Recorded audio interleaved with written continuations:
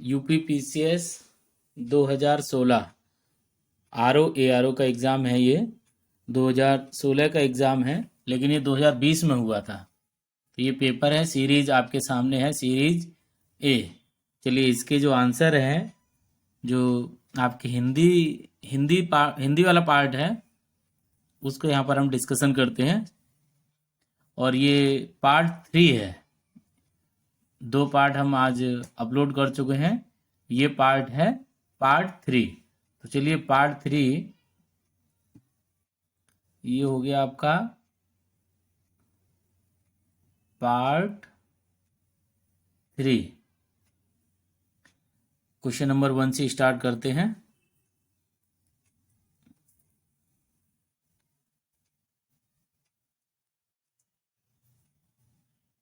Question number 1 देखिए, जो आपकी स्क्रीन पर है। भौतिक का विलोम शब्द है। अब यहाँ पर भौतिक का विलोम पूछा गया है, तो भौतिक का विलोम हो जाएगा आध्यात्मिक। भौतिक का विलोम है आध्यात्मिक। बी है प्राची शब्द का विपरीतार्थक है।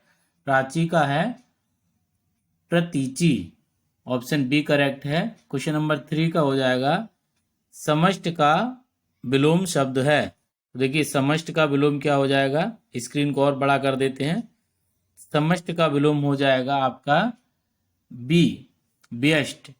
4 है, 4 का देखिए, निम्नलिखित में से विलोम शब्दों की दृष्टि से एक युग्म गलत है। एक युग्म गलत है, वो आपको पहचानना है। तो इसका हो जाएगा आग्रह विग्रह। बाकी सभी युग्म सही हैं। विधि निषेध बिल्कुल सही है। आवाहन विसर्जन बिल्कुल सही है। अमेय हलाहल ये भी सही है। आग्रह विग्रह ये वाला जो युग्म है ये हमारा गलत है। अगला प्रश्न है क्वेश्चन नंबर 5। विलोम शब्द की दृष्टि इनमें से सही युग्म है। इसमें आपको सही युग्म बताना है, तो ऑप्शन सी हो जाएगा इसका, आदृत निरादृत। अगला क्वेश्चन है क्वेश्चन नंबर 6। शुद्ध वर्तनी वाले शब्द का चयन करें। शुद्ध वर्तनी वाला हो जाएगा देदीप्यमान। बाकी सभी गलत हैं। इसमें शुद्ध वर्तनी आपको बतानी थी। Question number 7। निम्नलिखित में से अशुद्ध वर्तनी वाला शब्द है। अशुद्ध वर्तनी हो जाएगी ऑप्शन डी पौराणिक। पौराणिक आपका सही शब्द है, छोटी की मात्रा इसमें लगेगी।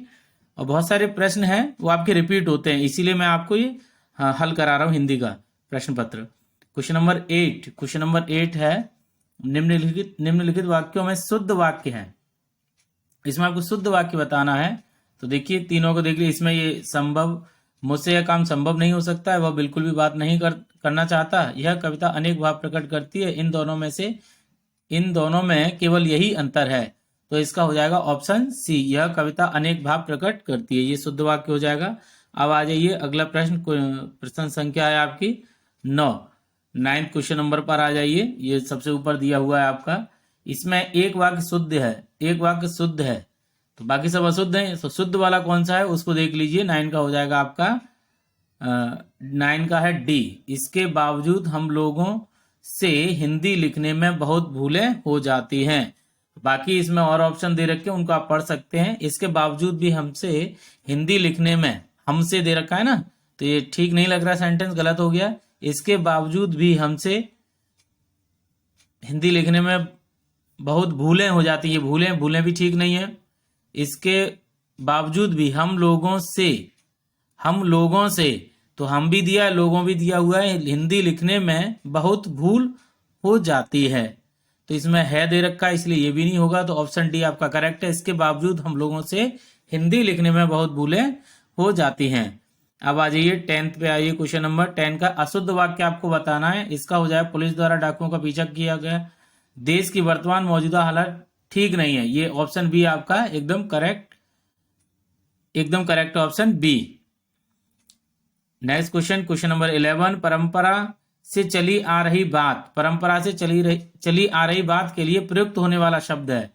परंपरा से चली आ रही बात के लिए एक शब्द कौन सा है, वो आपका हो जाएगा ऑप्शन डी अनुसृत। अनुसृत हो जाएगा। कोई बात परंपरा से चली आ रही है उसके लिए अनुसृत शब्द का इस्तेमाल करते हैं। जिसके पास कुछ ना हो उसका हो जाएगा अकिंचन। स्वेद से उत्पन्न होने वाला स्वेदज, ये तो इसी से मिलता जुलता है। स्वेद से आप समझ जाएंगे। अपरिणीत शब्द निम्नलिखित में से किस वाक्यांश के लिए प्रयुक्त होता है? अपरिणीत शब्द के बारे में आपको बताना है।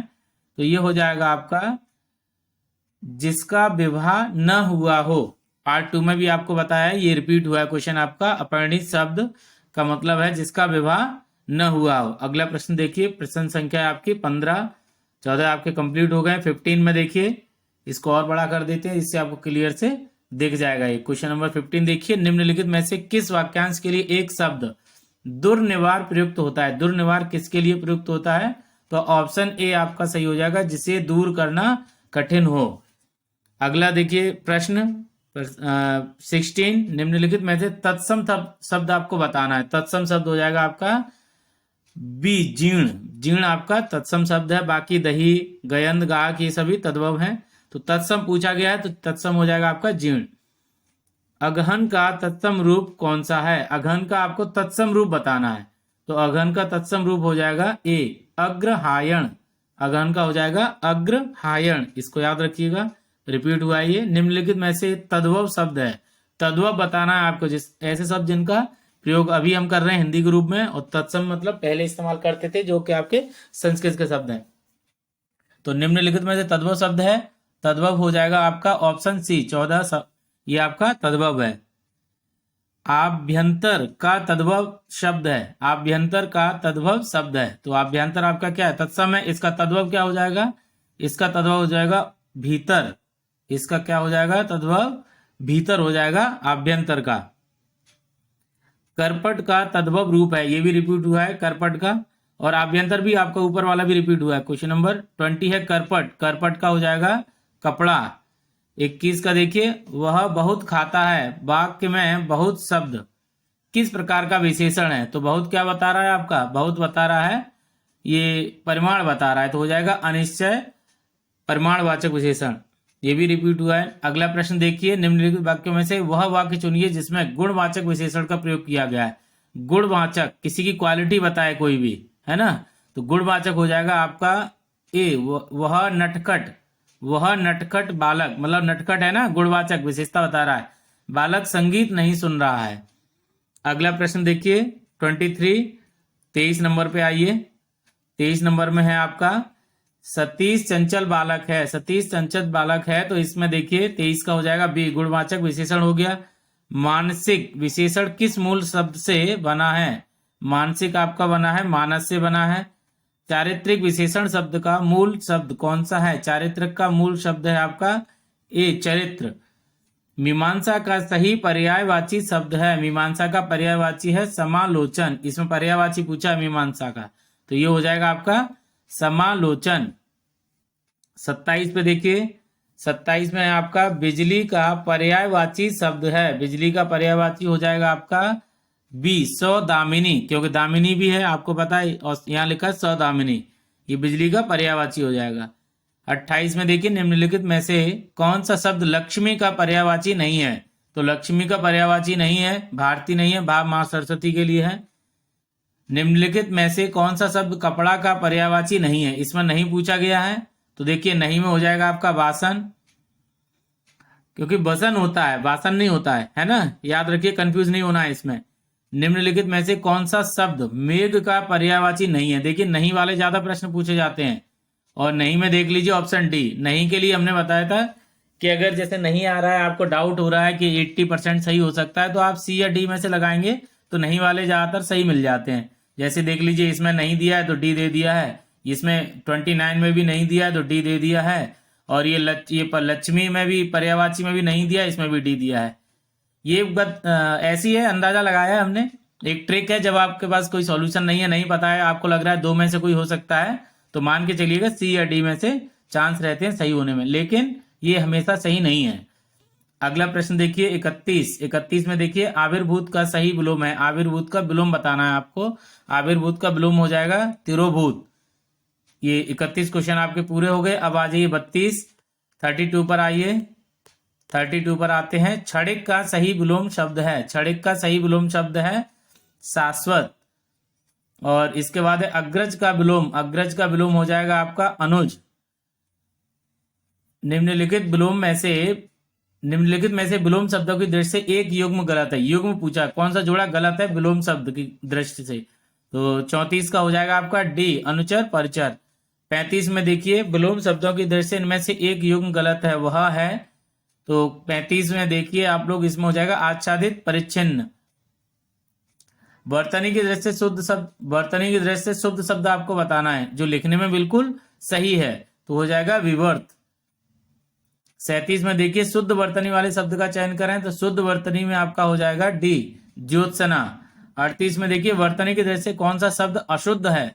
अशुद्ध कौन सा है? उत्कर्षता, ये आपका अशुद्ध पूछा है, तो ये हो गया आपका ऑप्शन सी। 39 का देखिए निम्नलिखित में से एक शुद्ध वाक्य है, तो शुद्ध वाक्य है तो इसको पढ़ लीजिए, एक बार छोटा कर देते हैं। अब इसको पढ़ लीजिए। प्रत्येक विद्यार्थी को चाहिए कि वो हिंदी की अनेक पुस्तकें पढ़े, हिंदी की अनेक पुस्तकें पढ़े, ये बिल्कुल सही है, अनेक पुस्तकें पढ़े। बाकी आप पढ़ लीजिए, बाकी सभी गलत है, यही आपका एक शुद्ध वाक्य है। अब 40 पर आते हैं, तो 40 के लिए ऊपर चलते हैं। देखिए 40, ये है क्वेश्चन नंबर 40 आपके सामने आपकी स्क्रीन पर। निम्नलिखित में से एक वाक्य अशुद्ध है, वाक्य कौन सा अशुद्ध है वो आपको बताना है। उसके घर के पास एक मिठाई की दुकान है, तो एक मिठाई थोड़ी होगी, बहुत सारी मिठाइयां होंगी, ये एक नहीं होगी, ठीक है। तो यही आपका कैसा हो गया? ये हो गया आपका अशुद्ध हो गया।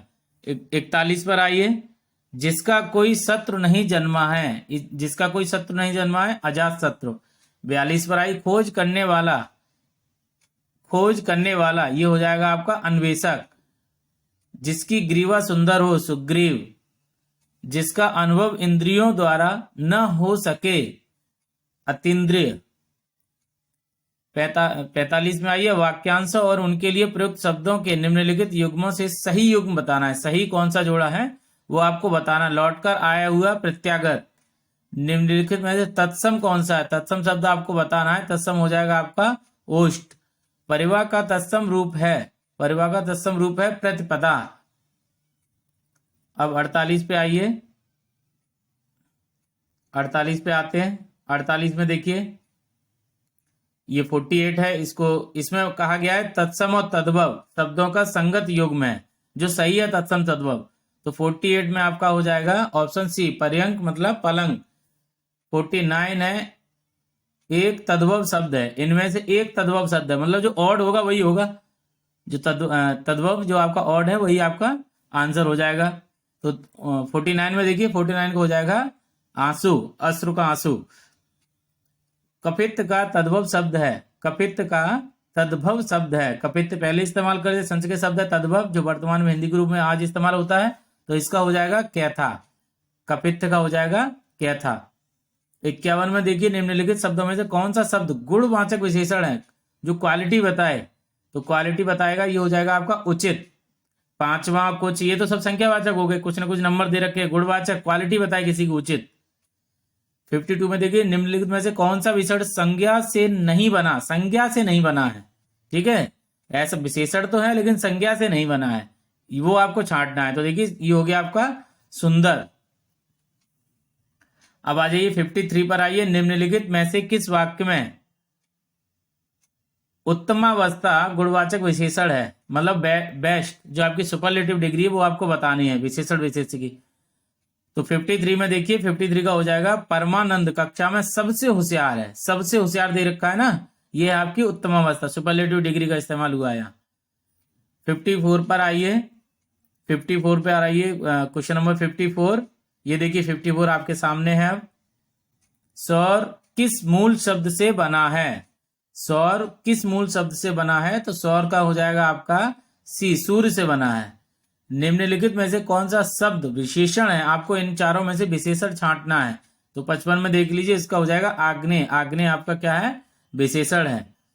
आकाश का पर्यायवाची शब्द है, आकाश का पर्यायवाची हो जाएगा आपका बी, शून्य, आकाश को शून्य भी कहते हैं। सोना का पर्यायवाची हो जाएगा कनक।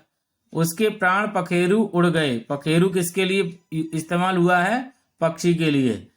कौन सा शब्द चंद्रमा का पर्यायवाची नहीं है, चंद्रमा का पर्यायवाची नहीं है, सलिल नहीं है। सुधांश, सुधाकर